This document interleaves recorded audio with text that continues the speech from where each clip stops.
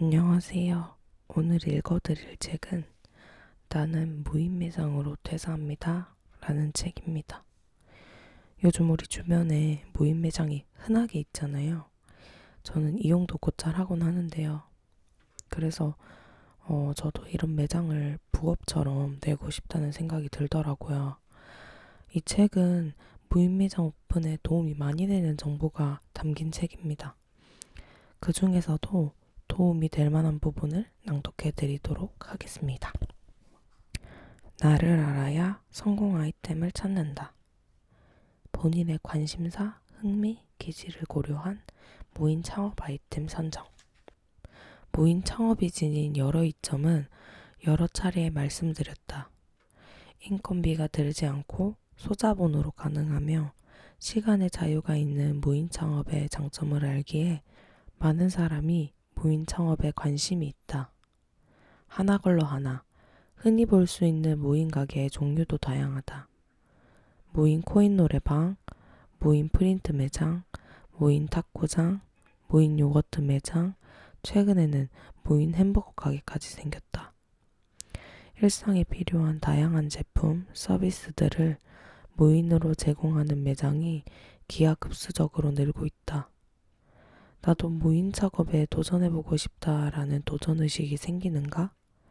그런데 이러한 관심과 도전의식은 성공적인 창업 아이템을 만날 때 더 빛이 난다. 매장의 운영과 나의 성향이 잘 맞을까? 나는 점주님 중 매출이 잘 나오는 매장을 운영하는 점주님이 계시는데 매출이 잘 나올 수 있는 이유는 무엇이었을까? 그 점주님은 매장을 운영하며 재미를 느끼셨다. 문구점을 운영하는 게 너무 재미있다고. 새로운 물건이 나왔는지 찾아보는 것도, 이를 정리하는 것도 재미있다고 하셨다. 그분은 다양한 방식으로 진열해 보시고 물건이 팔렸을 때 희열감까지 느끼고 있었다. 매출이 좋고 점주님도 만족해하는 모습을 보며 친구분도 따라서 무인 문구 매장을 창업하셨다. 상권도 좋았기에 매출은 잘 나왔다. 하지만 운영하시는 점주님이 하루하루 힘들어 하셨다. 어떤 물건을 사야 하는지, 구입한 물건을 어떻게 진열해야 하는지 모든 것이 어려움의 연속이었다. 무엇보다 그 점주님께서는 도난에 대한 우려가 크셨다. CCTV를 틀어놓고 오랜 시간 보고 계셨다. 매출은 좋았지만 운영이 힘들어서 결국 매장을 한 달 만에 양도하셨다. 매출이 잘 나오는데 어느 정도의 힘듦을 각오할 수 있다고 생각하는 분도 많을 것이다. 돈은 중요하다. 하지만 많은 돈을 번다고 해도 스트레스를 많이 받으면 그 삶은 행복하지 않다. 그 스트레스가 내가 사랑하는 사람들에게 갈 수도 있기 때문이다. 그러므로 남이 하는데 잘 된다고 덜컥 따라하면 절대 안 된다. 무인 창업을 하는데도 내가 좋아하는 게 무엇인지를 찾아야 한다. 내 관심사는 무엇인지, 잘하는 것은 무엇인지에 대해 고려해야 한다. 나는 정리정돈하는데 자신이 있다 라고 한다면 상품을 진열해야 하는 종류의 무인 창업이 좋다. 문구점, 아이스크림 가게, 펫샵 등은 진열이 중요한 곳이다. 나는 센스가 있다. 공간을 꾸미는 것을 좋아한다 라고 하면 공간 임대업이 좋다. 공간의 용도에 맞춰서 사람들에게 호응을 이끄는 인테리어를 한다면 곧 좋은 매출로 이어질 것이니까. 혹시 나는 청소하는 게 좋다라고 생각하는 분들도 계실 것이다. 내가 공들여 청소해 반짝 빛나는 공간을 보며 큰 만족감을 느끼는 분들도 계신다. 그렇다면 필터 교체를 주기적으로 해야 하는 무인 세탁소, 쾌적한 공간을 유지해야 하는 무인 스터디 카페도 좋다. 무인 창업에 도전했지만 도난이 매우 걱정된다고 하시는 분들도 있다. 그런 경우에는 도난율이 높은 아이스크림 가게나 문구점은 운영하지 않는 편이 좋다. 시간적 자유를 위해 무인 매장을 창업한 것인데 온종일 CCTV를 보고 있을 수는 없는 일이다. 내가 원하는 시간대에 자유롭게 매장에 방문하는 편을 선호한다 라고 생각한다면 아침 일찍 매장에 나가 청소 및 관리해야 하는 무인 스터디 카페, 무인 키즈 카페 같은 공간 임대업은 좋은 선택지가 아니다. 고객의 동선을 파악하라. 무인 창업 시 고려할 입지적 요소. 아이템과 운영 수완이 아무리 좋아도 매장이 허허벌판에 있으면 매출이 좋을 리 없다. 이는 모두가 알고 있는 사실이다. 하지만 창업을 준비하는 사람들이 가장 어려워하는 것이 자신의 아이템에 맞는 입지를 찾는 것이다. 하지만 좋은 입지를 찾아 창업을 시작한다면 무인 창업에서는 90% 이상 성공을 거둘 수 있다. 먼저 상권과 입지의 개념을 명확하게 정리해보고자 한다. 상권이란 상업자의 거래가 행해지고 있는 공간적 범위를 뜻한다. 지역의 인구수, 상가를 지을 수 있는 땅의 용도를 통해 상권의 크기를 파악할 수 있다. 상권의 경우 생활형 상권과 유흥 상권으로 나뉜다. 생활형 상권은 일상생활에 필요한 마트, 병원, 편의점, 학원 등 업종이 들어선 상권이다. 반면에 유흥 상권은 주로 노래방, 클럽, 술집 등이 입점해 있다. 입지는 쉽게 말해 상가의 위치다. 경제활동을 하기 위해 입점하고자 하는 장소가 바로 입지이다. 좋은 상권, 좋은 입지가 모든 아이템에 동일하게 적용되는 것은 아니다. 아이템마다 맞는 입지가 있기 때문에 맞는 상권을 선택하여 좋은 입지를 찾는 것이 창업에 있어 매우 중요하다. 좋은 입지를 선택하는 기준을 잘 정해야 하는데 이는 창업 아이템에 따라 또 달라진다. 바로 목적성과 접근성이다. 예를 들어 스터디 카페의 경우 목적성이다. 사람들이 공부하기 위해 검색하고 찾아오기 때문에 굳이 사람들의 시선에 잘 보이는 메인 상가 1층에 입점할 필요가 없다. 학교 주변이나 깔끔하고 이용이 편리한 지역에 입점하는 것이 좋다. 반면 무인 편의점이나 카페, 밀키트 전문점과 같은 업종은 접근성이 중요한 기준이 된다. 사람들이 지나가다가 발견하고는 자연스럽게 들어올 수 있는 입지에 매장이 들어서야 한다는 것이다. 사람들은 눈에 잘 보이는 매장을 먼저 이용하게 되어 있다. 그러니 유동인구가 많은 주 동선에 입점해야 한다. 물론 단점도 있다. 접근성이 좋은 곳에는 무인 매장뿐만 아니라 유인으로 운영되는 프랜차이즈 매장도 많다. 그러므로 경쟁이 치열하다. 창업의 반 이상의 성공, 상권 분석. 용 대표의 상권 분석 팁. 무인 매장을 운영하기 위해 상권 분석은 필수이다. 매장을 운영하는 주인이 손님들을 만나 응대하는 것이 아니기 때문이다. 소비자가 있어야 하니 유동인구가 많은 곳에 매장을 차리면 될까? 문구점 창업을 하면서 나는 수백 군데 임장과 수백 명의 예비사장님과 미팅했다. 로드뷰만 봐도 이제는 어느 동네인지 다 알 수 있는 정도가 되었다. 상권 분석은 창업의 기본이지만 제일 어려운 부분이다. 처음에는 지역 등을 설정한 후 우선 첫 번째로 네이버 부동산을 이용해서 매물을 보거나 부동산에 연락해서 보증금, 월세, 권리금, 평수를 정리해서 리스트를 추려달라고 이야기한다. 그러면 대부분 부동산에서 엄청 열심히 찾아주신다. 리스트를 가지고 방문하기 전에 상권 분석부터 들어가야 한다. 1. 연령별, 성별, 소비 성향. 2. 지역의 소비 수준. 3. 상권 내 동종업종의 점포수. 월세의 함정. 단순한 월세의 유혹에 빠져 상권 분석을 소홀히 하는 다음 사례에 나오는 A 사장님과 같은 창업자들을 종종 만나게 된다. 월세가 저렴한 공간에 매료되어 실제 상황을 간과하는 경우가 많다. 이들은 학생들이나 어른들의 소비 동선과 거리가 맞지 않다는 사실을 간과하곤 한다. 학교 근처라 아이들이 많지만 아이들이 다니는 동선이 아닙니다. 학원차를 다 타고 이동합니다. 주변에 어른들이 소비할 만한 가게들이 없습니다. 등 몇 개의 이유를 다 말할 수 있다. 하지만 월세에 꽂힌 사장님들은 가격만 보고 계약한다.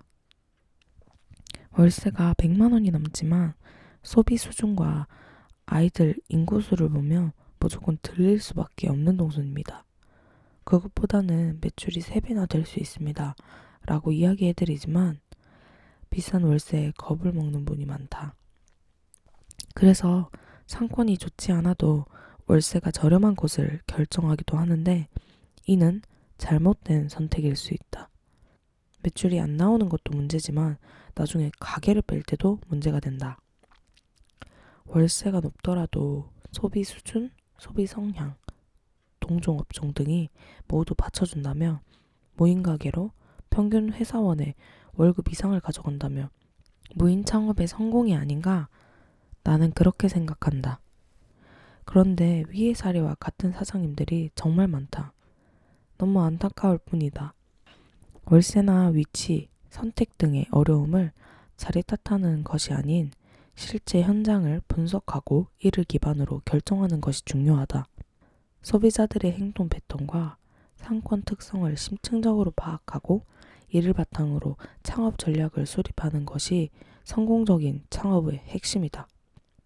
도전 과제이지만 올바른 방향으로 조심스러운 발걸음이 성공을 이끌 수 있다. 소비자의 행동과 상권 특성. 이번에는 소비 수준이 중요하다는 이야기를 해보려고 한다. B 사장님이 계셨다. 학생 수도 엄청 많은 학원이고 동선도 정말 좋았다. 그런데 생각보다 매출이 나오지 않는 것이다. 연령별 인구수도 높고 소비 수준도 정말 높은 곳인데 왜 매출이 안 나올까? 이유는 학교열이 너무 높다 보니 시간에 쫓기는 아이들이 많고 학교 앞에 차를 대기하고 기다리는 학부모들이 많아 아이들이 문구점 문턱조차 갈 수 없는 동네였다. 그리고 주말에는 학원이 닫다 보니 거리가 횡하였고 다들 건너편에 있는 백화점으로 건너가는 걸 볼 수 있었다. 키즈 사업을 하기 위해서는 무엇이 중요할까? 아이들의 수가 중요하다. 대형 유치원은 얼마나 있는지, 아파트 단지 내 가정 어린이집의 수 및 원생수는 얼마나 되는지 등 모두 파악해야 한다. 세대에 학생 수가 어느 정도 있으며 학원 수도 많아야 한다. 더 나아가서 맞벌이하는 가정이 많이 있는지 없는지를 본다. 이유는 맞벌이 하게 된다면 아이들을 데리고 키즈카페를 데리고 갈 시간적인 여유가 없기 때문이다. 동종업계에서의 경쟁. 다음 사례는 동종업계의 수도 중요한 부분임을 알 수 있다. 2000세대의 동종업계가 2개가 있다. 이것도 업종마다 다르긴 한데 판매업에 대해서 이야기해보겠다. 굳이 2개나 있는데 똑같은 걸 창업하려는 이유가 뭘까요? 라고 물어보면 잘 되는 것 같아서요. 라고 대답한다.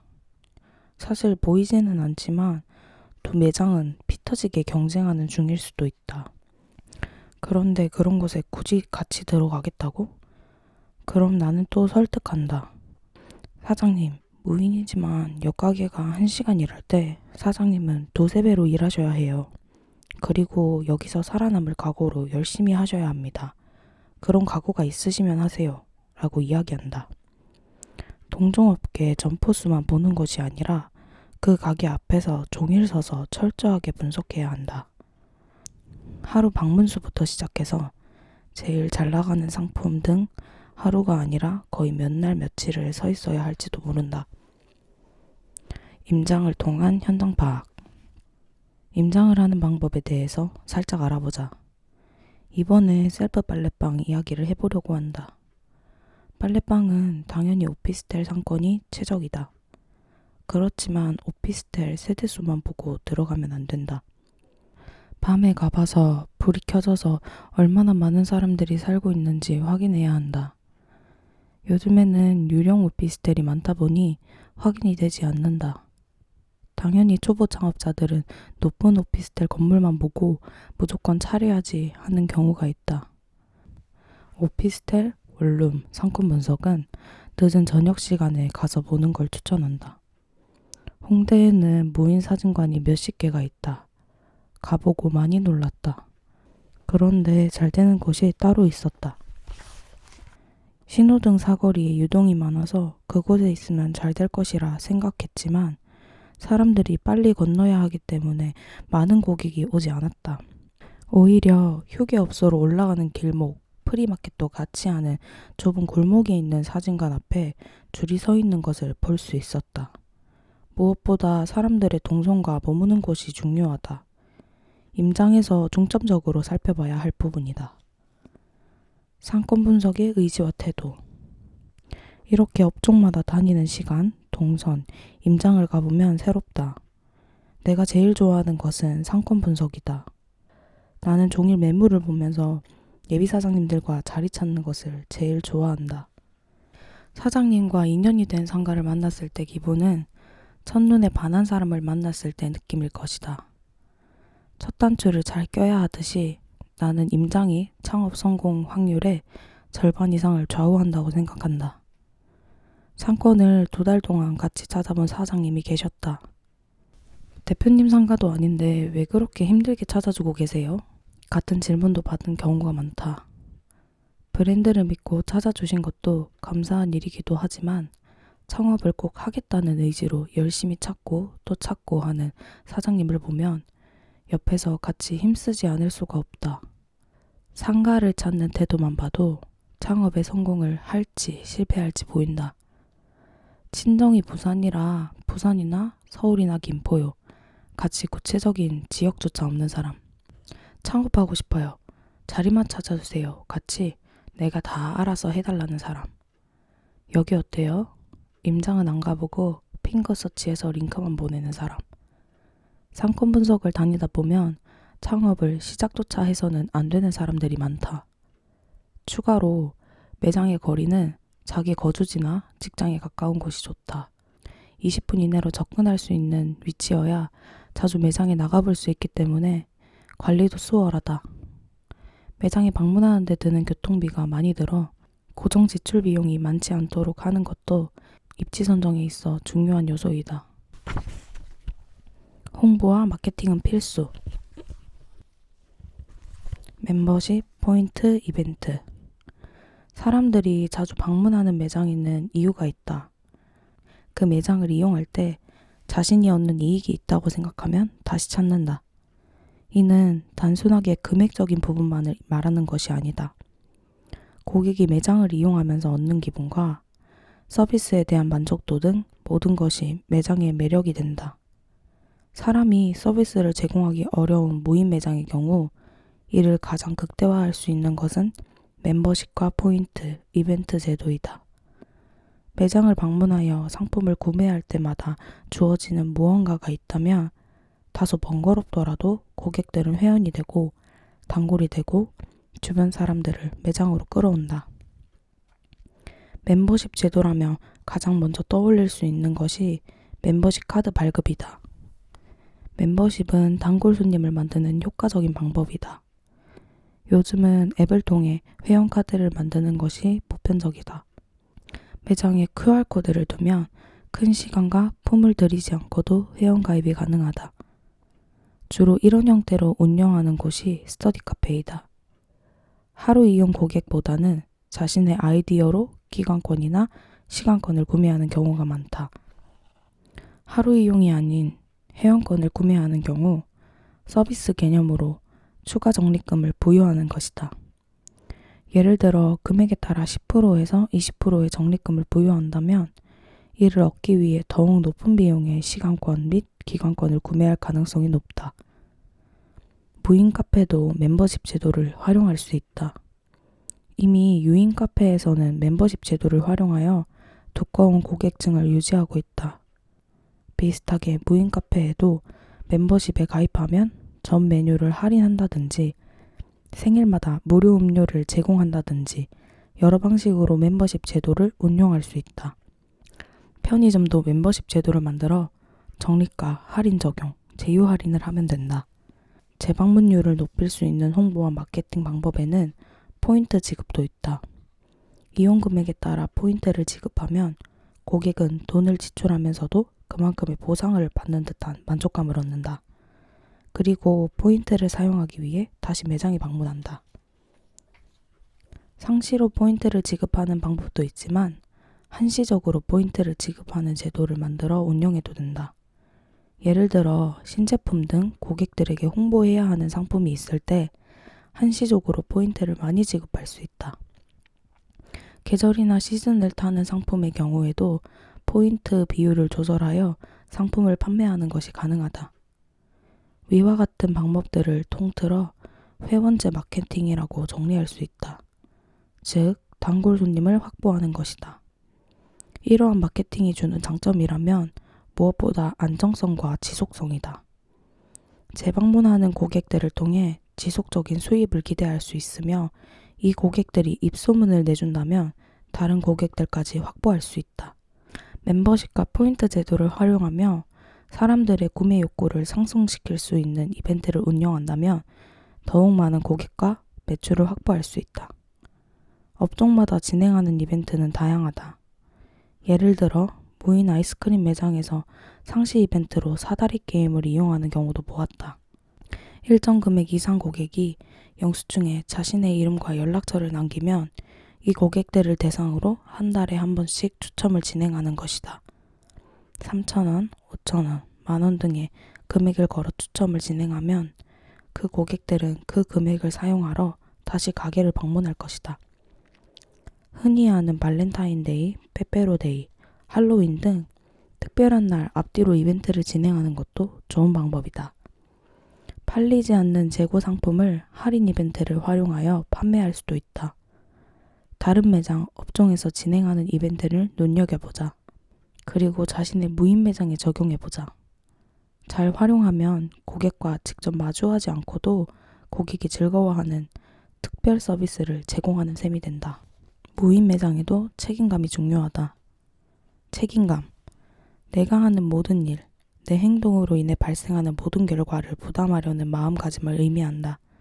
대부분 사람은 좋은 결과를 바라면서 나쁜 결과를 수용하려고 하지 않는다. 때로는 이를 운이 나빴다라는 말로 치부하며 넘어가기도 한다.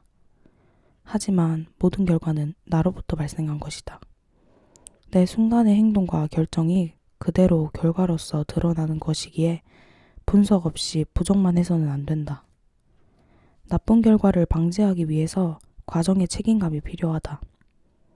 무인 매장 창업에서도 마찬가지이다. 다시 한번 강조하지만 무인 매장을 운영하면서 얻은 자유로움은 그만큼의 희생도 요구한다. 단순히 사람이 없기에 발생하는 도난과 불안함만이 희생이 아니다. 오히려 사람이 없이 사람의 마음을 사기 위해 들여야 하는 노력이 대면 서비스보다 어려울 수도 있다는 사실을 직시해야 한다. 나는 무인 창업을 하면서 책임감을 또 다르게 정의한다. 나의 부재로 인해 고객들이 손해를 입지 않게끔 하는 것. 이것이 내가 무인 사업을 하면서 내린 책임감의 정의이다. 나의 돈을 소중하게 생각한다면 내 매장을 방문하는 사람들의 돈도 소중하게 생각해야 한다. 무인이니까 또는 유인 매장보다 저렴하니까 고객들이 저렴한 서비스를 누려야 할 이유는 없다. 오히려 무인의 장점이 고객들에게 나은 서비스로 여겨지도록 최선을 다하는 것이 내가 지닌 책임감에 있어서 핵심이다. 그러므로 나의 매장과 더불어 내 매장을 오가는 고객들의 이익을 책임져야 한다. 이를 위해 할 수 있는 노력이 무엇일까? 먼저 고객의 니즈를 재빠르게 파악하는 일이다. 이는 고객이 필요로 하는 상품을 매대에 진열하는 일, 유행하는 상품을 알고 고객에게 소개하는 일이 될 수도 있지만 여기서 더 나아가야 한다. 매장에 CCTV가 있는 이유는 단순히 도난을 방지하기 위한 것이 아니다. 내 고객이 나의 매장을 이용하며 불편한 것은 없는지 확인하기 위해 CCTV가 있다. 만약 나의 부재로 인해 제대로 된 서비스가 이루어지지 않았다면 그러한 불편이 다시 되풀이되지 않도록 방지책을 마련해야 한다. 그래야 고객은 자신의 요구를 점주가 수용하고 있다는 점을 느끼고 매장을 다시 찾는다. 고객이 매장을 통해 받는 인상에도 책임져야 한다. 우리도 집에 들어갔을 때 청소 상태가 좋지 않으며 마음이 좋지 않다. 혹여 나의 아이들이 집안을 어질러 놓았다면 아이들에게 화를 내기도 한다. 내 집의 정돈된 상태가 사람들에게 안정과 기쁨을 준다는 사실을 깨닫는다면 내 매장의 상태도 방문한 고객들의 기분을 좌지우지할 수 있다는 점을 기억해야 한다. 상상해보라. 매장에서 마음에 드는 제품을 발견하여 집어들었는데 그 제품에 쌓인 먼지가 내 손에 묻어난다면 불쾌할 것이다. 이런 부정적인 감정이 내 매장으로 인해서 생기도록 해서는 안 된다. 책임감, 의미를 받아들이기는 쉽지만 실행하기에는 어렵다. 이는 창업 이후에 발생하는 어려움 때문이기도 하다. 매일 비슷하게 흘러가며 오히려 내가 할 일은 하나의 루틴처럼 지켜낼 수 있지만 사업이라는 게 그렇지 않다. 예상치 못한 어려움에 봉착하고 대비해야 하는 것들이 많아지면 창업을 시작했을 때의 자신감이 사라지기도 한다. 그러니 의지가 꺾이고 나는 사업에 맞지 않는 사람인지 고민하게 되는 것이다.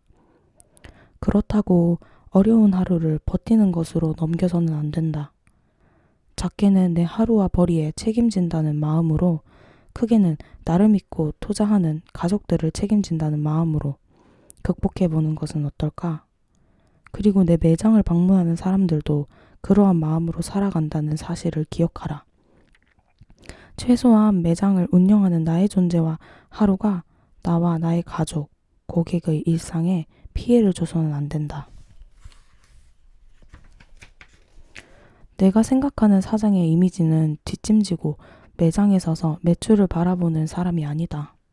오히려 고객의 마음을 읽어내려 귀를 기울이고 다가서는 이미지가 옳은 사장의 모습이라고 생각한다.